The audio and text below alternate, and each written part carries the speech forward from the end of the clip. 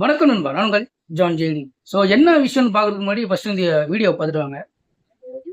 பெண்கள் எனக்கு கல்யாணம் ஆயிடுச்சு, எனக்கு கணவர் இருக்கான், நான் அப்படி போயிடுறேன். அப்ப அந்த கணவன் எல்லாம் அண்ணனோ தம்பியோ உட்காந்து கட்டினா மட்டும் ஓகேவா சார்? உனக்கு கல்யாணம் பண்ணி வச்சாங்க, உங்களுக்கு நகை போட்டாங்க, உங்களுக்கு சீர்வரிசை செய்யறாங்க, எல்லாம் செய்யறாங்கல்ல.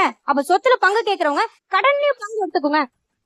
இப்போ கடைசியாக அவங்க சொன்னாங்க பார்த்தீங்களா, அதாவது அவங்க சொத்துல பங்கு வேணுன்றவங்க கடன்லையும் பங்கெடுத்துங்க அப்படின்ட்டு. ஸோ இதே தான் என்னுடைய கேள்வி. நானும் இதை தான் சொல்லிட்டு இருக்கேன். அதாவது இப்போ பொம்பளை பார்த்தீங்கன்னா, அதாவது கல்யாணம் ஆகி முடிச்சுட்டு போகும்போதே பார்த்தீங்கன்னா, அவங்களுக்கு இந்த வரதட்சணை எல்லாம் வாங்கிட்டு போயிடுறாங்க. ஸோ அங்கே போனப்பறம் பார்த்தீங்கன்னா, மறுபடியும் அங்கேருந்து நம்ம ஒரு கடன் இருக்கு அப்படின்னா, அப்போ அந்த டைம்ல அவங்க சைடு, அந்த ஃபேமிலி அப்படின்னு பேசுறவங்க, இப்போ திடீர்னு ஒரு வீட்டில் சொத்து வருது, இல்லை அது பாதி வீடு இருக்கு அப்படின்னா, அது மட்டும் எனக்கு பாதி வேணும் அப்படின்னு கேட்குறாங்க. இது எனக்கு ஒரு கேள்வியாவே ஒரு டவுட்டா இருந்தது. இப்போ அதே கேள்வி தான் இவங்க கேட்டுருக்காங்க. ஸோ அவங்க சொல்ற வார்த்தை பார்த்தீங்கன்னா, அதாவது நீங்க சொத்து பங்கு வேணும் அப்படின்னா கடன்லயும் பங்கு எடுத்துக்கணும் அப்படின்னு சொல்றாங்க.